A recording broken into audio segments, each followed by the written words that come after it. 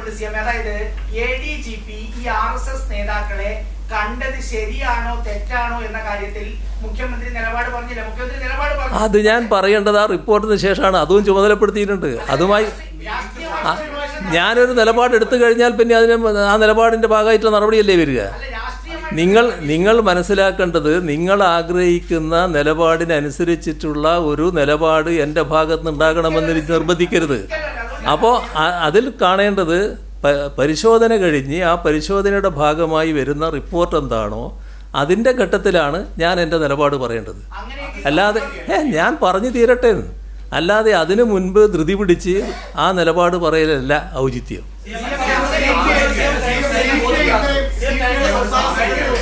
കഴിഞ്ഞ ദിവസം CM ഡൽഹിയിൽ നടത്തിയ ഹിന്ദു പത്രത്തിൽ നൽകിയ അഭിമുഖം അത് PR ഏജൻസി ഒരുക്കിയതാണ്, ഹിന്ദു തന്നെ വെളിപ്പെടുത്തിയത്. എന്താണ് CMന്റെ വിശദീകരണം? അതാണ് ഒരു പ്രധാന വിഷയമായിട്ട് പിന്നീട് ഇപ്പം നിങ്ങൾ പലരും ഉന്നയിച്ചൊരു കാര്യം. എൻ്റെ ഒരു ഇൻ്റർവ്യൂവിന് വേണ്ടി ഹിന്ദു ആവശ്യപ്പെടുന്നു എന്നുള്ളത് എൻ്റെ അടുത്ത് പറയുന്നത് എനിക്ക് പരിചയമുള്ളൊരു ചെറുപ്പക്കാരനാണ്. അത് നമ്മുടെ ആലപ്പുഴയിലെ ദേവകുമാറുടെ മകനാണ്. അദ്ദേഹം ഹിന്ദുവിന് ഒരു ഇൻ്റർവ്യൂ കൊടുത്തൂടെ എന്ന് ചോദിക്കുകയാണ്. അപ്പോൾ ഹിന്ദുവിന് ഇൻ്റർവ്യൂ കൊടുക്കുന്നതിന് വേറെ പ്രശ്നമൊന്നുമില്ല, അത് എനിക്കും താല്പര്യമുള്ള കാര്യമാണ്, ആയിക്കോട്ടെ എന്ന് ഞാൻ പറഞ്ഞു. അപ്പോൾ സമയം എങ്ങനെയാണെന്ന് ചോദിച്ചപ്പോൾ സമയം വളരെ കുറവാണ്, കമ്മിറ്റി മീറ്റിംഗ് ഒക്കെയാണല്ലോ. അതിനിടക്കുള്ളൊരു സമയം ഞാൻ പറഞ്ഞു. അവർ വന്നപ്പോൾ ഇവർ രണ്ടുപേരാണ്. ഒന്ന് ഒരു ലേഖികയാണ്, നമ്മുടെ ഒറ്റപ്പാലത്തുകാരിയാണെന്ന് പറഞ്ഞു. ഞാൻ ചോദിച്ചപ്പോൾ അപ്പോൾ അവർ പറഞ്ഞു, ഞാൻ നിങ്ങളെ നേരത്തെ ഇൻ്റർവ്യൂ ചെയ്തിട്ടുണ്ട്. എനിക്കത് ഓർമ്മയുണ്ടായിരുന്നില്ല. നേരത്തെ അവർ ഇൻ്റർവ്യൂ ചെയ്തിട്ടുണ്ടെന്ന് എന്നോട് പറഞ്ഞു. ഞാനത് ഓർക്കുന്നില്ല. ഏതായാലും അവരെ പരിചയപ്പെട്ടു, ഇൻ്റർവ്യൂ ആരംഭിച്ചു. ഇൻ്റർവ്യൂവിൽ പിന്നെ നിങ്ങൾ സാധാരണ സ്വഭാവം അനുസരിച്ച് ഒരുപാട് ചോദ്യം ചോദിക്കുമല്ലോ. ആ ചോദ്യങ്ങളെല്ലാം ഞാൻ മറുപടിയും പറഞ്ഞു, എല്ലാ ചോദ്യങ്ങൾക്കും മറുപടി പറഞ്ഞു. അതിലൊരു ചോദ്യം അൻവറിൻ്റെ പ്രശ്നവുമായി ബന്ധപ്പെട്ടായിരുന്നു. ഞാൻ പറഞ്ഞു അത് ഞാൻ വളരെ വിശദമായി പറഞ്ഞു കഴിഞ്ഞതാണ്, അത് വീണ്ടും ഞാൻ ആവർത്തിക്കുന്നില്ല, നമുക്കിന്ന് അത്ര സമയവുമില്ല, അതുകൊണ്ട് അതിലേക്ക് ഞാനിപ്പോൾ വിശദമായിട്ട് പോകുന്നില്ല എന്ന് പറഞ്ഞ് അവസാനം അവർ പറഞ്ഞു, നല്ല വിഷമകരമായ ചോദ്യമൊക്കെ ഞാൻ ചോദിച്ചിരുന്നു, പക്ഷേ നിങ്ങളെല്ലാറ്റിനും നല്ല നിലക്കാണ് മറുപടി പറഞ്ഞത് എന്നൊക്കെ പറഞ്ഞ് പിരിയുകയും ചെയ്തു. പക്ഷേ ഇൻ്റർവ്യൂ പ്രസിദ്ധീകരിച്ച് വന്നപ്പോൾ ആ പ്രസിദ്ധീകരിച്ചതിൽ ഞാൻ പറയാത്ത ഭാഗമുണ്ടായി. എന്നോട് ചോദിച്ച ചോദ്യങ്ങൾക്കെല്ലാം ഞാൻ കൃത്യമായിട്ട് ഉത്തരം പറഞ്ഞാണല്ലോ. നിങ്ങൾക്ക് അറിയാമല്ലോ ഞാൻ എൻ്റെ നിലപാടുകൾ എന്താണെന്നുള്ളത്.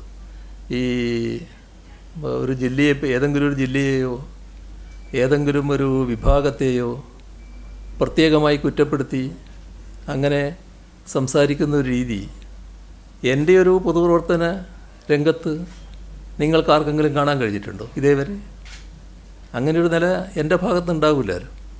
പക്ഷേ ഇവർക്ക് അതിൻ്റെ അത്തരത്തിലുള്ള ഒരു എൻ്റേതായിട്ട് എങ്ങനെ കൊടുക്കാൻ കഴിഞ്ഞു എന്നുള്ളത് മനസ്സിലാക്കാനേ കഴിയാത്ത കാര്യമാണ്. അതിന് പിന്നെ അവരുടെ വിശദീകരണം വന്നിട്ടുണ്ട്. ഇതിൽ കാണേണ്ടത് ഞാനോ സർക്കാരോ ഒരു PR ഏജൻസിയെയും ചുമതലപ്പെടുത്തിയിട്ടില്ല. നിങ്ങൾ ചിലർ ചോദിക്കുന്നുണ്ട് എത്ര പൈസയാണ് കൊടുത്തത്. ഒരു പൈസയും ഈ PR ഏജൻസിക്ക് വേണ്ടി ഞാനോ സർക്കാരോ ചെലവഴിച്ചിട്ടുമില്ല.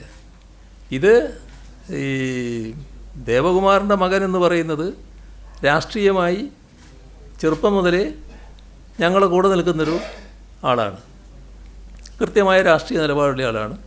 പിന്നെ ദേവകുമാറും നമ്മളൊക്കെ ബന്ധം എല്ലാവർക്കും അറിയാമല്ലോ. അപ്പോൾ അതിൻ്റെ ഭാഗമായി അയാളിങ്ങനെ പറഞ്ഞപ്പോൾ ഒരു ഇൻ്റർവ്യൂ ആകാമെന്ന് സമ്മതിച്ചു എന്നുള്ളത് മാത്രമേ ഉള്ളൂ. അതിൻ്റെ ഒരു അയാളെ നയിച്ചിട്ടുണ്ടാകുക അത് ആ രാഷ്ട്രീയ നിലപാടിൻ്റെ ഭാഗമായിട്ട് തന്നെയാണ്. മറ്റു കാര്യങ്ങൾ അവർ തമ്മിൽ തീരുമാനിക്കേണ്ടത് എനിക്കറിയില്ല.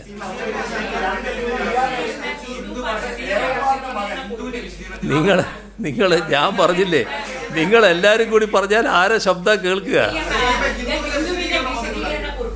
അവർ പറയുന്ന ഒരു കാര്യം, അങ്ങ് ഇപ്പോൾ പറഞ്ഞിട്ടില്ല എന്ന് പറഞ്ഞ ഒരു ഭാഗം, പ്രത്യേകിച്ച് മലപ്പുറം ജില്ലയുടെ പേരെടുത്ത് പറഞ്ഞുകൊണ്ട് ഹവാല പണത്തെയും സ്വർണ്ണക്കടത്തിനെയും കുറിച്ച് പറയുന്നു എന്ന് പറഞ്ഞ ആ ഭാഗം ഈ PR ഏജൻസി രേഖാമൂലം എഴുതി കൊടുക്കുകയും അത് മുഖ്യമന്ത്രി മുൻപ് പറഞ്ഞൊരു കാര്യമാണ്, അതുകൊണ്ട് അത് ഉൾപ്പെടുത്തണം എന്ന് അവരോട് ആവശ്യപ്പെടുകയും ചെയ്തു എന്നുള്ളത് ഹിന്ദു വ്യക്തമാക്കിയിട്ടുണ്ട്. അപ്പോൾ അങ്ങനെ അങ്ങയുടെ അറിവില്ലാതെയാണോ അവർ അത് ആവശ്യപ്പെട്ടതെന്നുണ്ടെങ്കിൽ ഈ PR ഏജൻസി എന്ന് പറഞ്ഞ അങ്ങയുടെ അഭിമുഖത്തിന് സമയത്ത് അവിടെ ഉണ്ടായിരുന്നു എന്ന് പറയുന്നവർക്കെതിരെ നിയമ നടപടി കേസെടുക്കാൻ സർക്കാർ തയ്യാറാകും.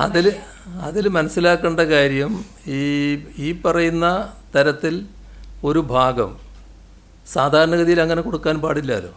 അതുകൊണ്ടാണല്ലോ മാന്യമായിട്ട് തന്നെ ഹിന്ദു അതിനകത്ത് ഖേദം രേഖപ്പെടുത്തുന്ന അവസ്ഥയുണ്ടായത്. വളരെ മാന്യമായ നിലയാണ് അവർ സ്വീകരിച്ചത്.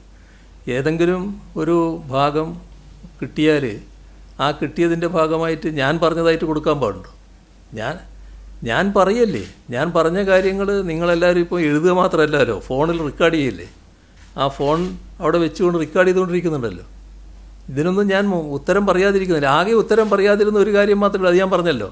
ഈ അൻവറിൻ്റെ കാര്യം വന്നപ്പോൾ അത് ഉത്തരം പറയാൻ വിഷമിച്ചതുകൊണ്ടല്ല, ദീർഘമായിട്ട് പറയേണ്ടതാണ്. നേരത്തെ ഞാൻ ദീർഘമായി പറഞ്ഞിട്ടുണ്ട്, അതുകൊണ്ട് പറയുന്നില്ല എന്നാണ് ഞാൻ പറഞ്ഞത്. അപ്പോൾ അതുമായി ബന്ധപ്പെട്ട് അവർ തമ്മിലുള്ള കാര്യങ്ങൾ എന്താണ് നടന്നതെന്ന് എനിക്ക് കൃത്യമായിട്ട് പറയാൻ പറ്റില്ല. പക്ഷെ അതേസമയം ഈ പറയുന്ന ഏതെങ്കിലും ഭാഗം അവരവരുടെ നിന്ന് വാങ്ങിയിട്ടുണ്ടോ, ഈ പറയുന്ന ചെറുപ്പക്കാരുടെ നിന്ന് വാങ്ങിയിട്ടുണ്ടോ എന്ന് പരിശോധിക്കേണ്ട കാര്യമാണ്. അവിടെ ഞാൻ സംസാരിച്ചുകൊണ്ടിരിക്കുമ്പോൾ ഒരാൾ കൂടി കടന്നു വരുന്നുണ്ട്. ഇവർ രണ്ടാളാണ് ആദ്യം വന്നത്, പിന്നെ ഒരാൾ കൂടി കടന്നു വരുന്നുണ്ട്. ഞാൻ അയാളെ കാണുന്നത് എങ്ങനെയാണ്? ഈ വന്ന ഹിന്ദുവിൻ്റെ മാധ്യമപ്രവർത്തകരുടെ കൂടെയുള്ള ആളെന്നേ ഞാൻ മനസ്സിലാക്കുന്നുള്ളൂ. പിന്നെയാണ് പറയുന്നത് അത് ഏതോ ഒരു ഏജൻസിയുടെ ആളാണെന്ന്. എനിക്ക് അത്തരം ഒരു ഏജൻസി അറിയില്ല, ആ വന്നയാളെ എനിക്കറിയുന്നതല്ല. അവിടെ വന്നിരുന്നു എന്നുള്ളത് ശരിയാണ്. ഞാൻ കേരള ഹൗസിൽ ഇരിക്കുന്ന സമയത്താണ് അത് നടക്കുന്നത്. അപ്പോൾ എനിക്കൊരു ഏജൻസിയുമായിട്ടും ഒരു ബന്ധവുമില്ല, ഒരു ഏജൻസിയും ചുമതലപ്പെടുത്തിയിട്ടുമില്ല, ഒരു ഏജൻസിക്കും ഇതിൻ്റെ ഉത്തരവാദിത്വം കൊടുത്തിട്ടുമില്ല. പിന്നെ എങ്ങനെയാണ് ഈ സെപ്റ്റംബർ 13 ഈ ഏജൻസി തന്നെ ഈ അങ്ങി പറഞ്ഞ കാര്യങ്ങളെ പറ്റി പത്രക്കുറിപ്പ് അവിടുത്തെ മാധ്യമങ്ങൾക്ക് നൽകുന്നത് എങ്ങനെയാണ്? അപ്പോൾ അവരെങ്ങനെയാണ് ആ ഒരു പത്രക്കുറിപ്പ് ഈ മലപ്പുറവുമായി ബന്ധപ്പെട്ടും ഈ സ്വർണ്ണക്കടത്തുമായി ബന്ധപ്പെട്ട് പിടികൂടി സർക്കാരിന്റെ നടപടികൾ വിശദീകരിക്കുന്ന ഒരു വാർത്താക്കുറിപ്പ് സെപ്റ്റംബർ 13 തന്നെ അവിടെ മാധ്യമങ്ങൾക്ക് ഈ കേസ് എന്ന് പറഞ്ഞ ഏജൻസി നൽകിയിട്ടുണ്ട്. അതപ്പോൾ ആരാണ് അവരെ ചുമതലപ്പെടുത്തിയിരുന്നെങ്കിൽ? ഞങ്ങളൊരു ഏജൻസിയെയും ചുമതലപ്പെടുത്തിയിട്ടില്ല. ഞങ്ങളെന്ന് പറഞ്ഞാൽ ഗവൺമെൻറ് ഒരു ഏജൻസിയെയും ചുമതലപ്പെടുത്തിയിട്ടില്ല. അത്തരം ഒരു ഏജൻസിയും ഗവൺമെൻറ് ഭാഗമായി പ്രവർത്തിക്കുന്നുമില്ല.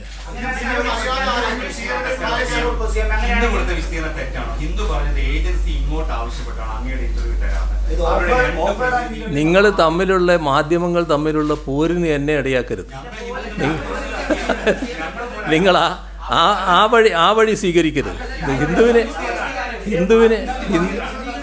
ഹിന്ദുവിനെ പറ്റി ഞാൻ പറഞ്ഞു, ഹിന്ദു മാന്യമായ നിലപാടാണ് സ്വീകരിച്ചത്. നിങ്ങളാണെങ്കിൽ സ്വീകരിക്കില്ല. ആ മാന്യമായ നിലപാടെന്ന് പറഞ്ഞാൽ അത് ചെയ്യാൻ പാടില്ലാത്തതായിരുന്നു. മുഖ്യമന്ത്രി പറഞ്ഞ കാര്യങ്ങൾ, മുഖ്യമന്ത്രി പറയാത്ത കാര്യങ്ങൾ ഉൾപ്പെടുത്തിയത് ശരിയായില്ല എന്ന് തന്നെ അവർ വ്യക്തമായി പറഞ്ഞിട്ടുണ്ട്. അത്